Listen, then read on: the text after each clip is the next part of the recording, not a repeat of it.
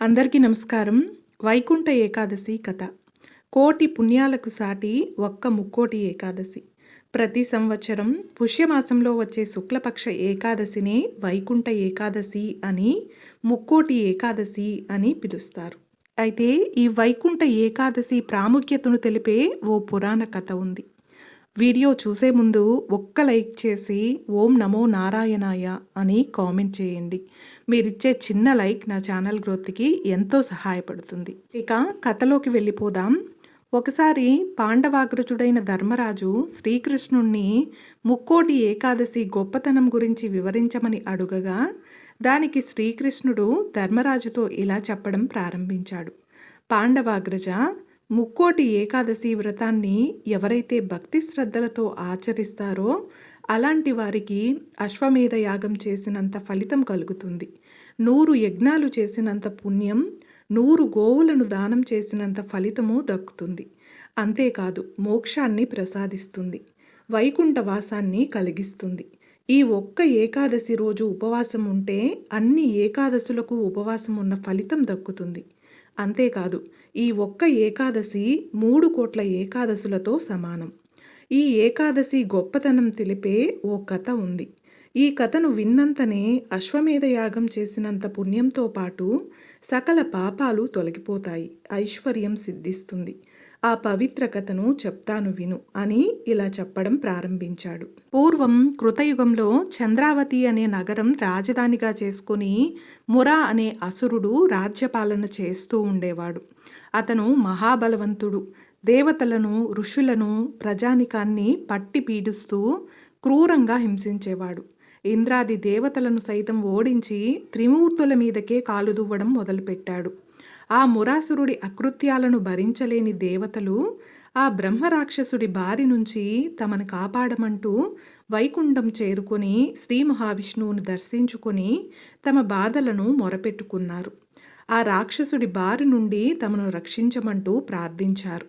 దాంతో శ్రీ మహావిష్ణువు యుద్ధానికి సన్నద్ధుడై మురాసురునితో తలపడ్డాడు. ఇరువురికి మధ్య భీకరమైన సంగ్రామం మొదలై 100 సంవత్సరాలుగా యుద్ధం జరుగుతున్నది. ఎవ్వరికీ స్పష్టమైన గెలుపు రాలేదు. దాంతో శ్రీహరికి భయపడిన మురాసురుడు సాగర గర్భంలోకి వెళ్ళి దాక్కుంటాడు. అతడిని బయటికి రప్పించేందుకు ఉపాయం పన్నిన నారాయణుడు తాను యుద్ధం వల్ల అలసిపోయినట్లుగా నటించి విశ్రాంతికై బద్రికాశ్రమంలో హైమవతి అనే గృహలోకి వెళ్ళి నిద్రిస్తున్నట్లుగా నటిస్తాడు. విష్ణుమూర్తి విశ్రాంతి తీసుకుంటున్న విషయం మురాసురునికి చేరింది. విష్ణువు నిద్రలో ఉండగానే అతన్ని సంహరించాలనుకుని నిదానంగా ఆ గుహకు చేరుకున్నాడు. కానీ విష్ణుమూర్తిది అంతా యోగ నిద్ర కదా. ఎప్పుడైతే చెడు తలంపుతో ఆయన దగ్గరకు మురాసురుడు చేరుకున్నాడో వెంటనే విష్ణుమూర్తిలో నుంచి ఒక శక్తి ప్రవహించి ఒక కన్య ఉద్భవించింది. ఆమె దివ్యాస్త్రాలు చేతపట్టి కేవలం తన కంటి చూపుతోనే ఆ మురాసురుణ్ణి భస్మం చేసింది. తన రక్షణ కోసం ప్రత్యక్షమైన ఆ కన్యను చూసి శ్రీ మహావిష్ణువు చాలా ప్రసన్నుడయ్యాడు. ఆ కన్యకు ఏకాదశి అనే పేరు పెట్టి ఏం వరం కావాలో కోరుకోమన్నాడు. ఆమె సంతోషంతో, దేవా, మీ యొక్క దేహం నుండి ఉద్భవించిన నాకు ఏకాదశి అని పేరు పెట్టి నన్ను ధన్యురాలిని చేశారు. నేను జన్మించిన ఈ రోజున నా నామముతో పిలువబడి ఈ రోజు నా వ్రతం చేసుకుని ఉపవాసం, జాగరణ చేసిన వారికి సకల పాపాలు తొలగి వైకుంఠ ప్రాప్తి కలిగేలా ఆశీర్వదించండి అని వరం కోరుతుంది ఆ కన్య.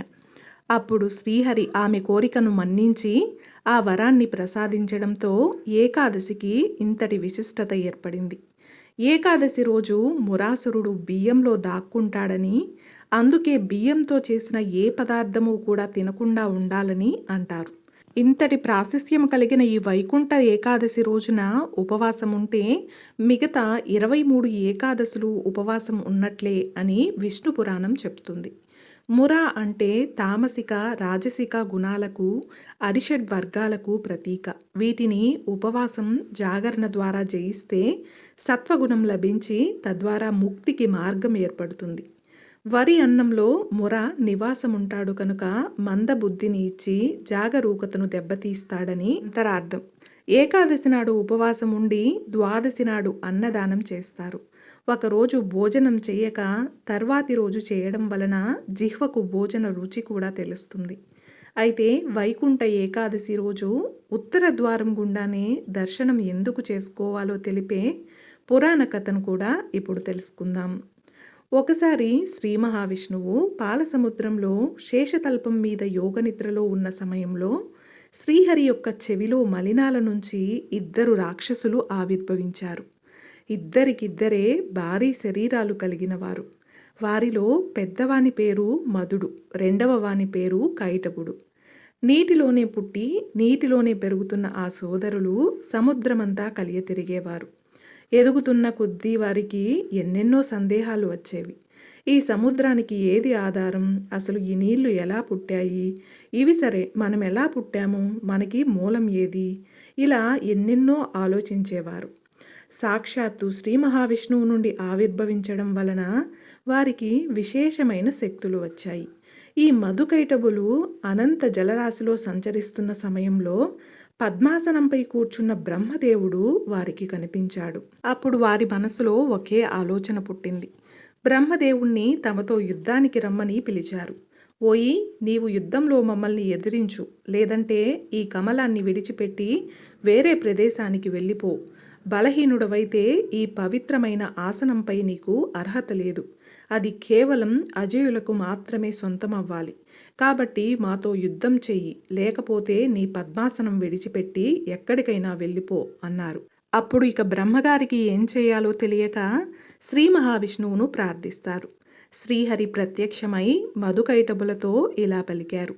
మీరు నా నుంచే ఆవిర్భవించారు, కాబట్టి ఈ రాక్షసత్వాన్ని వదిలి ఏం వరం కావాలో కోరుకోండి, ప్రసాదిస్తాను అని పలుకగా అందుకు ఆ రాక్షసులిద్దరూ నవ్వి, నువ్వా మాకు వరాలిచ్చేది? నీకేం కావాలో కోరుకో, మేమే నీకు వరం ఇస్తాము అని బలగర్వంతో అన్నారు. అప్పుడు వారి అహంకారం చూసిన శ్రీ మహావిష్ణువు, సరే అయితే నేనే కోరుకుంటాను, మీరు నా చేతిలోనే మరణించాలి అని అన్నారు. దానితో ఆ 2 రాక్షసులకు గర్వభంగం జరుగుతుంది. మధుకైటబులు శ్రీహరితో ఇలా అంటారు. సరే, మేము నీ చేతిలోనే మరణిస్తాము, కానీ మాతో ద్వంద్వ యుద్ధం చేయాలి అని చెప్తారు. శ్రీ మహావిష్ణువు దానికి అంగీకరించాడు. అస్త్రాలు లేకుండా చేతులతోనే వారి మధ్య ఎన్నో సంవత్సరాల యుద్ధం జరిగింది. ఆ యుద్ధ సమయంలో ఈ రాక్షసులు శ్రీ మహావిష్ణువు యొక్క శరీరాన్ని తాకారు. ఇక శ్రీ మహావిష్ణువు పాద పద్మాలను దర్శిస్తేనే లోకంలో కింపురుషులు, యక్షులు, ఋషులు, సమస్త దేవతలు తరించిపోతారు. అలాంటిది రాక్షసులు విష్ణుమూర్తి శరీరాన్ని తాకి గొప్ప అనుభూతిని చెందుతారు. అప్పుడు మధుకైటబులకు మరో ఆలోచన వచ్చింది. శరీరాన్ని తాకితేనే ఇంత గొప్ప అనుభూతి ఉంటే ఎల్లవేళలా వైకుంఠంలో ఉంటే కావలసింది ఇంకేముంది అనుకుని విష్ణుమూర్తితో, మాకు ఒకే ఒక్క వరం కావాలి, మమ్మల్ని వైకుంఠ లోకానికి తీసుకుని వెళ్ళండి, ఎప్పుడూ మేము మీతో పాటే ఉండే వరాన్ని ప్రసాదించండి అని శ్రీహరిని ప్రార్థిస్తారు. భక్తవరదుడైన స్వామివారు ఇద్దరి మొరను ఆలకించి అందరూ వెళ్లే ప్రధాన ద్వారం నుంచి కాకుండా వారిని ప్రత్యేక ద్వారం ద్వారా వైకుంఠంలోకి తీసుకువెళ్లాలని భావించి వైకుంఠానికి ఉండే ఉత్తర ద్వారాన్ని తెరిపించారు.